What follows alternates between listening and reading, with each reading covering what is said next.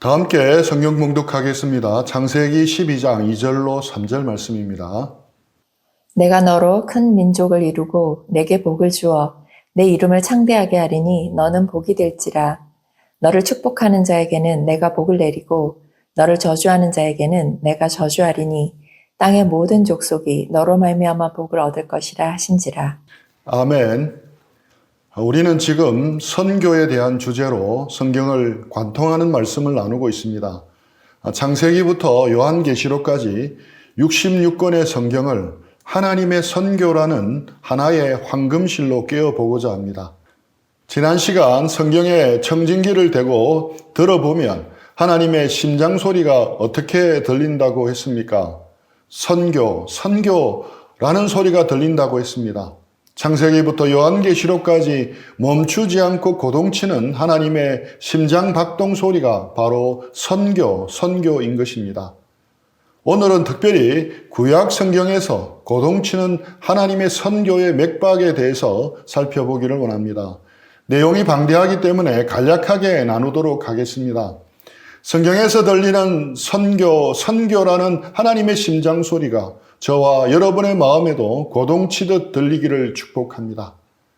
시간을 아주 멀리 되돌려 보겠습니다. 우주가 생기기도 전에 영원한 과거입니다. 하나님은 무엇을 하고 계셨겠습니까? 성부, 성자, 성령 하나님은 완벽한 교제를 나누고 계셨습니다. 세 분은 영원한 사랑과 영광으로 충만했습니다. 이 넘치는 사랑을 누군가와 나누고 싶으셨습니다. 그래서 우리 인간을 만드셨습니다. 우리를 이 아름다운 삼위일체의 교제 안으로 초대하고 싶으셨던 것입니다. 함께 기쁨의 춤을 추기를 원하셨던 것입니다. 창세기에 나오는 창조 기사의 하이라이트는 인간이었습니다. 하나님은 우리를 하나님의 형상을 따라 특별하게 지으셨습니다. 고대시대 형상은 왕을 대신하는 조각상이었습니다. 왕이 다스리는 영토 곳곳에 왕의 조각상을 세웠습니다. 그곳이 왕의 땅임을 보여주기 위함입니다. 우리가 하나님의 형상으로 지음받았다는 것은 놀라운 축복입니다. 우리는 창조주를 대신하여 이 세상을 다스리는 대리 통치자입니다. 에덴 동산을 떠올려 보십시오. 그것은 꽃과 나무가 있는 단순한 과수원이 아닙니다. 에덴은 하나님이 직접 내려오셔서 인간과 함께 거니시는 최초의 성전이었습니다. 하나님은 우리를 이 거룩한 성전의 제사장으로 세우셨습니다. 그리고 아담과 하와에게 위대한 명령을 내리십니다. 창세기 1장 28절 말씀입니다.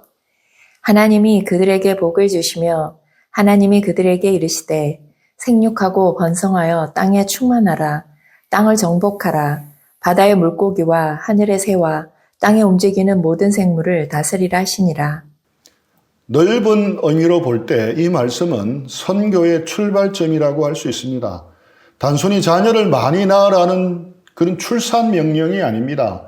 에덴 성전에서 하나님과 함께 누리는 아름답고 행복한 사랑의 교제가 전 지구로 뻗어나가게 하라는 거룩한 사명이었습니다. 온 지구가 하나님이 거하시는 거룩한 성전이 되는 것. 이것이 넓은 의미에서 에덴에서 시작된 하나님의 선교 계획이었습니다. 하지만 끔찍한 비극이 찾아왔습니다. 인간이 반역했습니다. 하나님처럼 높아지려고 했습니다. 결과는 참혹했습니다. 하나님과의 친밀한 교제가 즉시 끊어졌습니다. 인간은 에덴 동산에서 매몰차게 쫓겨났습니다. 영원한 생명나무와 완전히 단절되었습니다. 죄의 결과로 내려진 저주는 온 인류와 땅 그리고 피조세계 전체 우주적으로 임했습니다. 그렇다면 하나님의 선교는 여기서 멈춘 것입니까? 아닙니다. 결코 그렇지 않습니다. 오히려 하나님의 선교는 이때부터 더욱 치열해집니다. 고통받는 자녀를 향한 아버지의 애끓는 사랑이 폭발하기 시작합니다. 하나님은 쫓겨나는 인간에게 위대한 소망의 약속을 주십니다. 바로 원시복음, 최초복음이라고 불리는 창세기 3장 15절 말씀입니다. 내가 너로 여자와 원수가 되게 하고 내 후손도 여자의 후손과 원수가 되게 하리니 여자의 후손은 내 머리를 상하게 할 것이요 너는 그의 발꿈치를 상하게 할 것이니라 하시고 여자의 후손은 내 머리를 상하게 할 것이요 여자의 후손이 뱀의 머리를 짓밟을 것이라고 하셨습니다. 뱀은 사탄을 상징합니다. 여자의 후손은 훗날 오실 예수 그리스도를 뜻합니다. 이것을 원시 복음이라고 부릅니다. 최초의 복음입니다. 범죄한 인간을 찾아오신 분은 하나님이십니다. 장차 한 위대한 구원자, 여자의 후손이 오실 것입니다. 그분은 스스로 십자가의 고난을 받으실 것입니다. 원수의 머리를 무참히 짓밟고 치명상을 입힐 것입니다. 두려워 숨어있는 아담을 향해 내가 어디 있느냐 부르신 분은 하나님이십니다. 가죽옷을 지어 입히신 분도 하나님이십니다. 타락은 비극이지만 타락조차도 하나님의 구원 계획을 막을 수는 없었습니다. 인간의 참담한 실패에도 불구하고 하나님의 구원의 불꽃은 다시 뜨겁게 타오르기 시작했습니다. 하나님은 포기하지 않으셨습니다. 인간을 구출하기 위한 거대한 구원 작전, 이것을 넓은 의미에서 선교로 본다면 하나님은 선교의 계획을 이때부터 시작하셨습니다. 그 이후 시간이 흘렀습니다. 세상은 온통 죄로 가득 찼습니다. 가인은 친동생을 돌로 쳐 죽였습니다. 노아의 시대에는 폭력과 악이 극에 달했습니다. 결국 하나님은 눈물을 머금고 홍수로 세상을 심판하셔야만 했습니다. 하지만 그때도 노아의 가족을 은혜로 구원하셔서 생명의 씨앗을 남기셨습니다. 홍수 이후 사람들이 다시 많아졌습니다. 그들은 시날 평야에 모였습니다. 그리고 급기야 하늘 꼭대기까지 닿으려고 높디 높은 바벨탑을 쌓기 시작했습니다. 성경은 그들의 목적을 분명히 밝힙니다. 우리의 이름을 내고 온 지면의 흩어짐을 면하자. 그런데 이 선언이 왜 악한 일이라고 하겠습니까? 이것은 생육하고 번성하여 땅에 충만하라는 하나님의 창조 명령을 정면으로 거역한 것입니다. 온 땅으로 흩어져 하나님의 대리 통치자로 살아야 할 사명을 버렸습니다. 대신 한 곳에 똘똘 뭉쳐서 자신들의 이름을 높이려 했습니다. 하나님 없이 자기들의 힘과 기술만으로 하늘에 닿으려고 했습니다. 이것은 단일 문화로 뭉쳐 하나님을 대적하려는 거대한 우주적 쿠데타였습니다. 이때 하나님은 그들의 언어를 한순간에 혼잡하게 만드셨습니다. 말이 통하지 않게 된 사람들은 결국 온 땅으로 뿔뿔이 흩어졌습니다. 민족이 나뉘고 언어가 달라졌습니다. 우리는 흔히 바벨탑 사건을 무서운 저주와 심판으로만 배웁니다.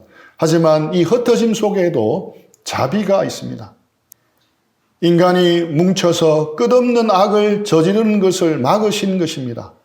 거대한 악이 하나로 뭉치는 것을 막으신 것은 하나님의 놀라운 은혜였습니다. 창세기 10장에 보면 거기에는 무려 70여 개에 달하는 세상의 다양한 민족들의 족보가 등장합니다. 사람들은 수많은 민족과 다양한 언어로 나뉘었습니다. 이것은 선교적으로 엄청난 의미를 가집니다.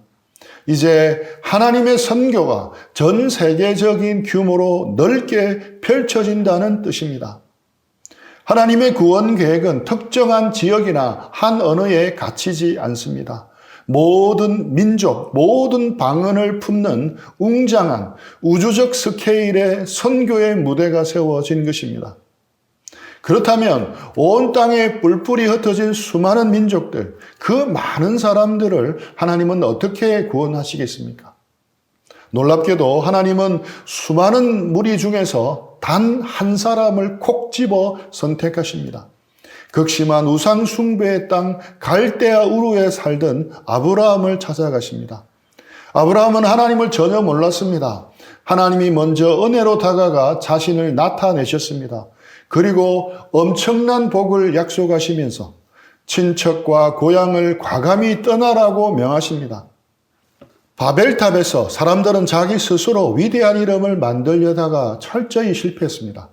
하지만 하나님은 아무 자격이 없는 아브라함에게 내가 내 이름을 창대하게 하리라고 선언하십니다.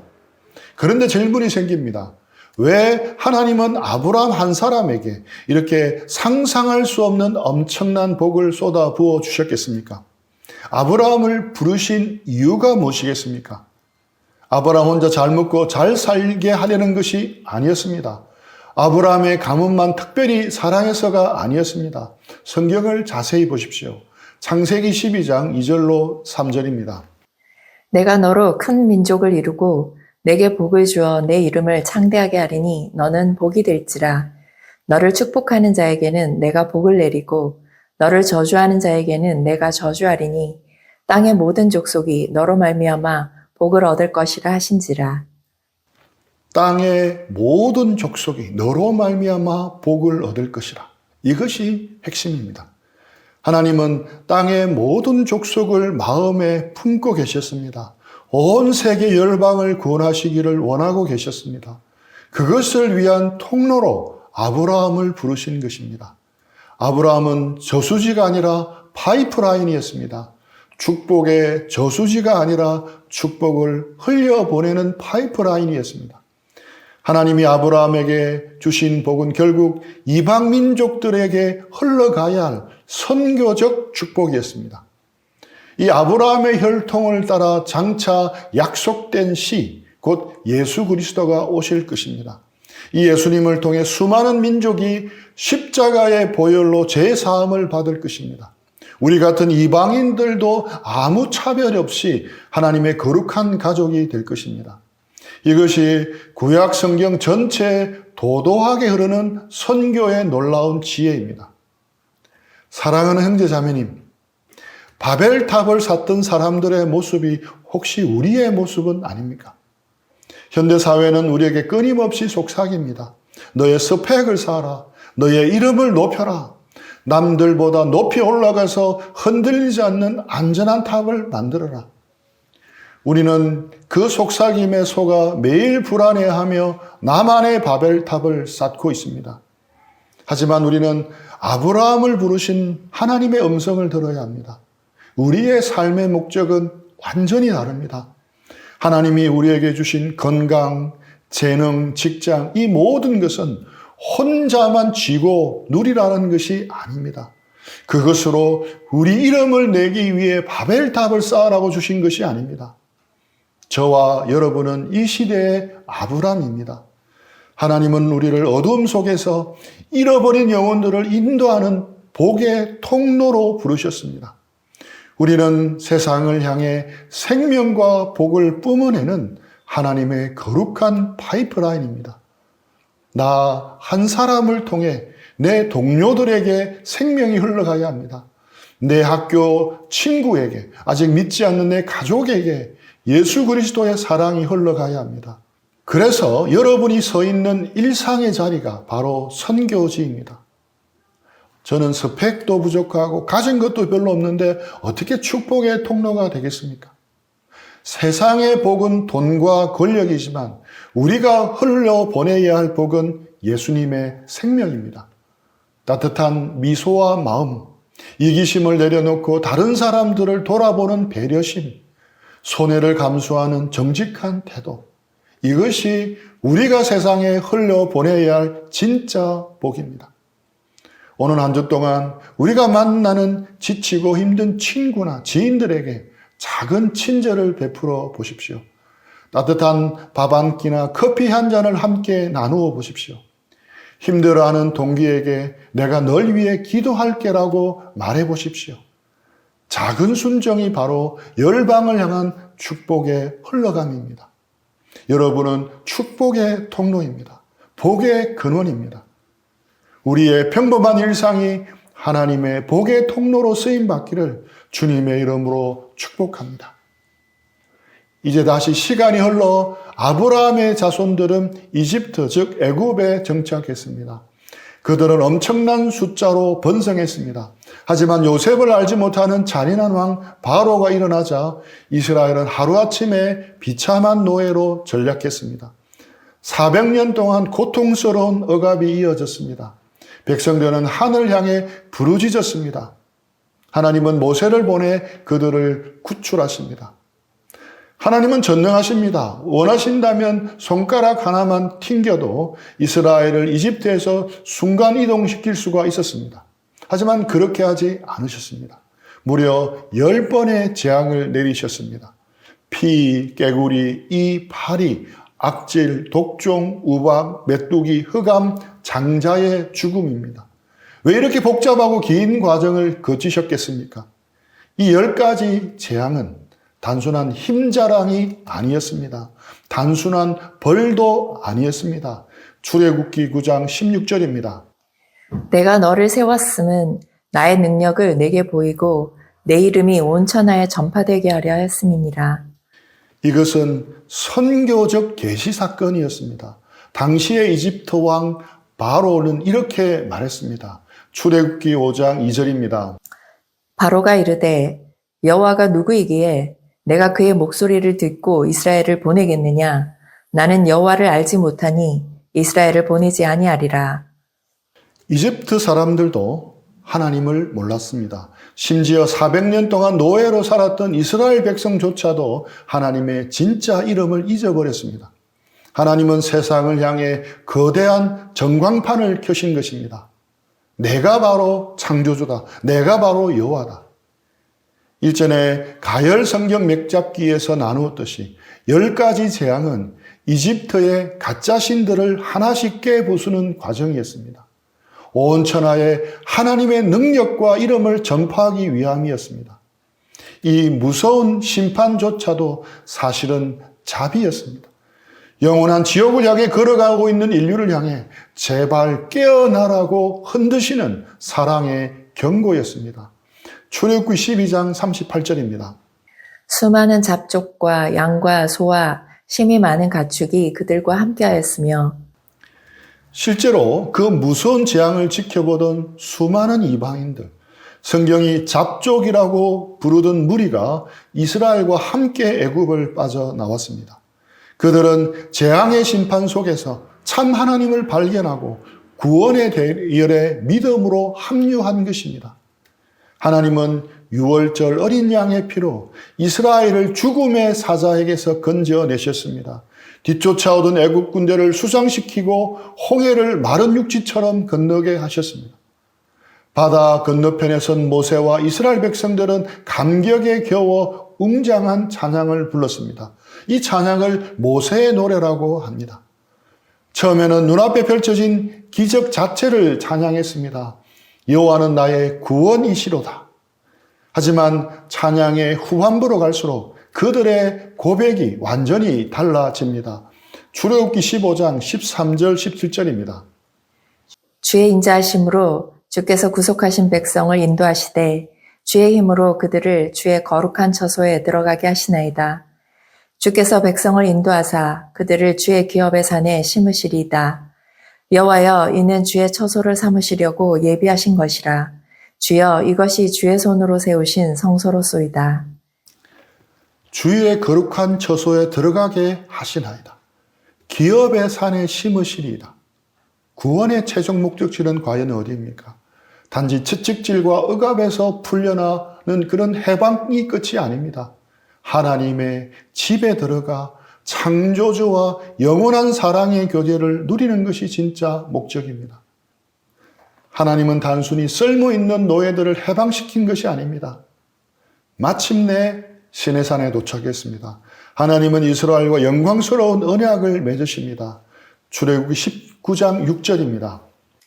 너희가 내게 대하여 제사장 나라가 되며 거룩한 백성이 되리라. 너는 이 말을 이스라엘 자손에게 전할지니라.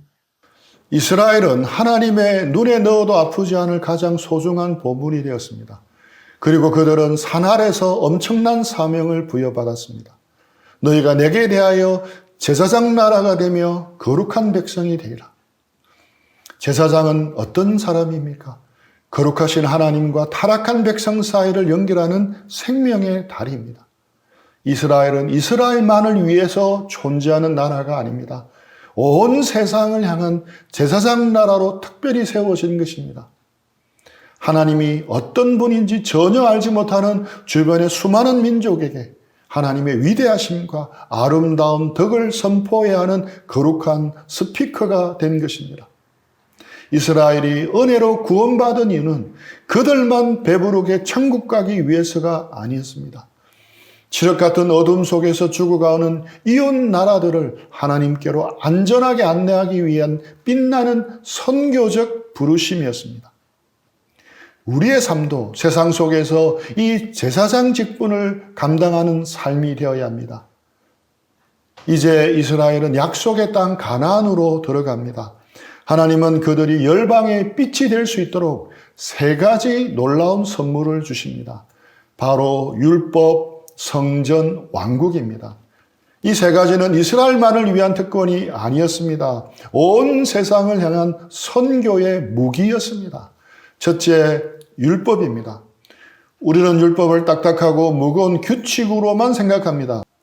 하지만 율법은 이스라엘을 얽매는 굴레가 아닙니다. 세상 사람들에게 하나님의 지혜와 공의를 보여주는 찬란한 빛이었습니다.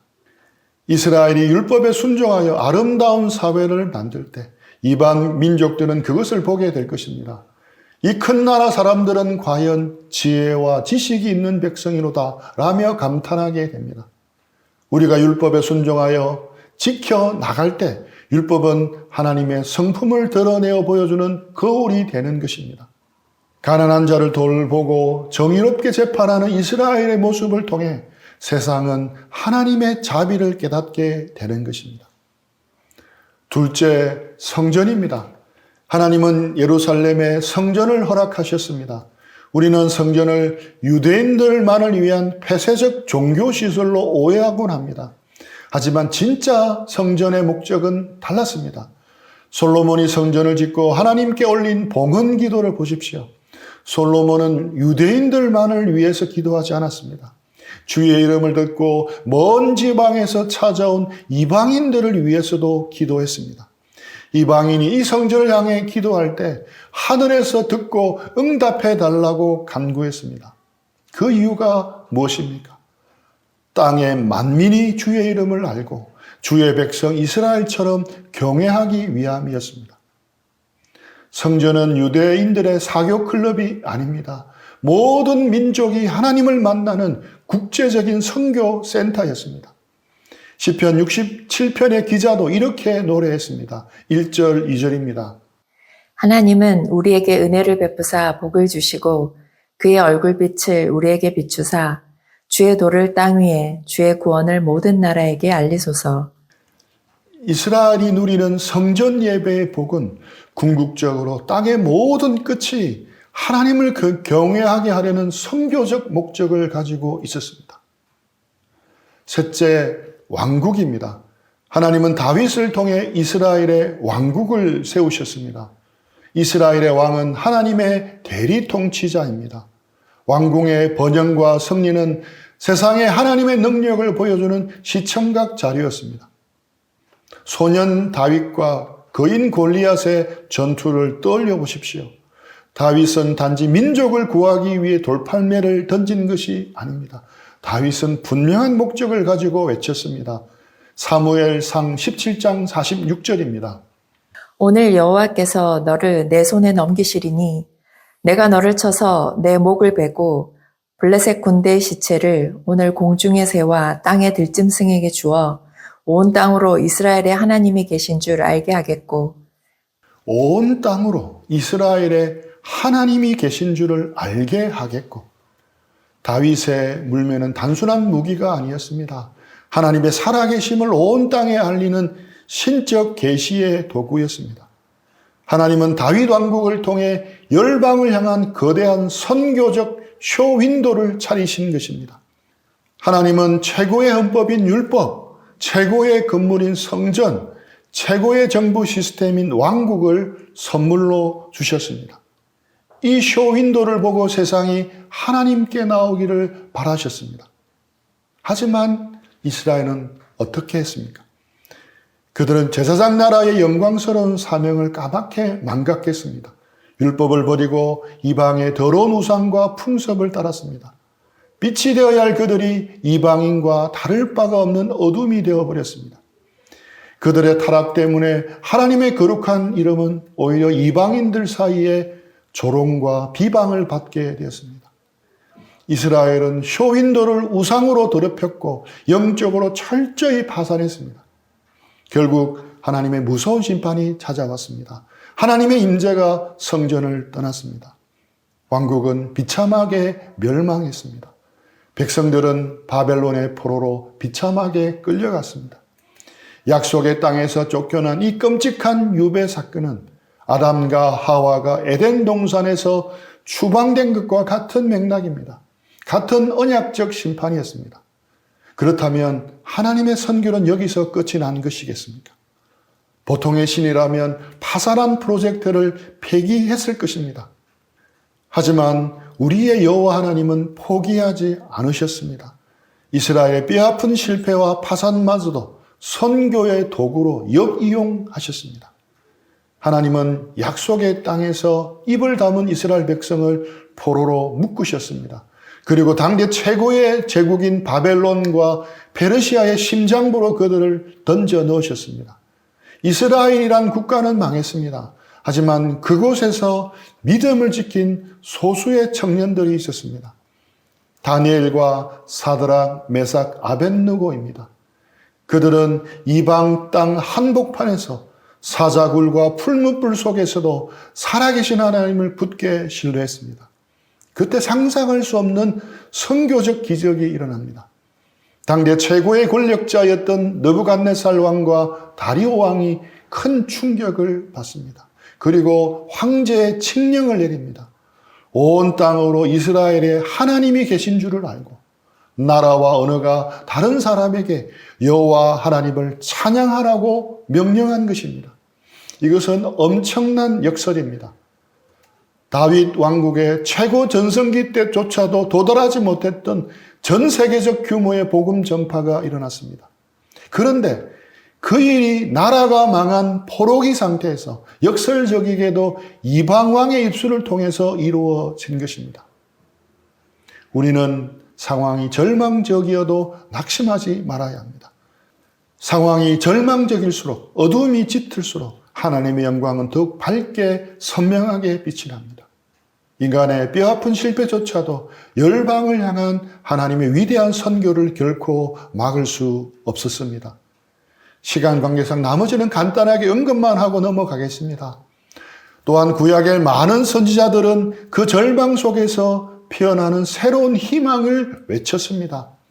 하나님은 에스겔에게 마른 뼈들이 가득한 골짜기의 환상을 보여주셨습니다. 생기가 들어가자 마른 뼈들이 살아나 거대한 군대가 되었습니다. 이스라엘이 성령으로 온전히 회복될 때 비로소 열국이 나를 여호와인 줄 알리라고 선언하십니다. 이사야 선지자 역시 이스라엘이 이방의 빛이 되어 이방인들을 향한 정인이 될 것이라고 외쳤습니다. 사랑하는 형제자매 여러분, 우리도 이스라엘처럼 자주 실패를 합니다. 하나님이 주신 은혜를 잊어버리고 세상의 유혹에 너무나 쉽게 넘어갑니다. 내 욕심대로 살다가 인생이 꼬여버리기도 합니다. 마치 바벨론에 포로로 끌려간 것처럼 내 인생이 완전히 망해버렸다고 느껴질 때도 있습니다.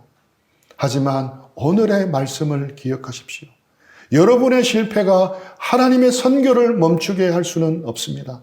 하나님은 여러분의 그 고통스러운 실패의 자리, 그 포로 수용소 같은 눈물의 현장을 가장 강력한 선교의 무대로 바꾸실 수 있는 분입니다. 내가 처한 곳이 사자굴 같고 풀무불 같아도 괜찮습니다. 그곳에서 끝까지 하나님을 신뢰하십시오. 하나님은 실패한 여러분을 다시 일으켜 세우실 것입니다. 그리고 세상 사람들에게 저 사람이 무너지지 않는 것을 보니 하나님이 참으로 살아계시는구나 라고 고백을 받아내실 것입니다. 우리를 향한 그리고 세상을 향한 포기할 줄 모르는 하나님의 사랑입니다. 이번 주에 실천할 구체적인 행동 2가지를 제안합니다. 첫째, 하나님이 내게 주신 재능과 물질, 건강과 환경, 즉 나만의 쇼윈도가 무엇인지 적어 보십시오. 그리고 그것을 나 혼자만 즐기는 것이 아니라 누군가를 어떻게 돕고 선한 영향을 끼치는 데 사용할지 하나만 결정해서 실천해 보십시오. 둘째, 지금 내가 겪고 있는 가장 큰 실패나 좌절, 즉 나의 바벨론이 있다면 그것을 숨기지 말고 하나님 앞에 정직하게 내어놓으십시오. 그리고 하나님, 이 실패를 통해 하나님의 살아계심을 보여주세요라고 기도해 보십시오. 하나님은 실패투성인 여러분의 인생 전체를 가장 아름다운 선교의 이야기로 찬란하게 써내려 가실 것입니다. 이렇게 해서 구약의 역사는 여자의 약속된 후손이요 참된 구원자이신 메시아를 애타게 기다리며 막을 내립니다. 이제 이 약속이 어떻게 찬란하게 성취되는지 신약 성경을 통해서 다음번에 살펴보도록 하겠습니다. 우리 들은 말씀 생각하면서 기도하고 묵상하며 적용하는 시간들 가지겠습니다.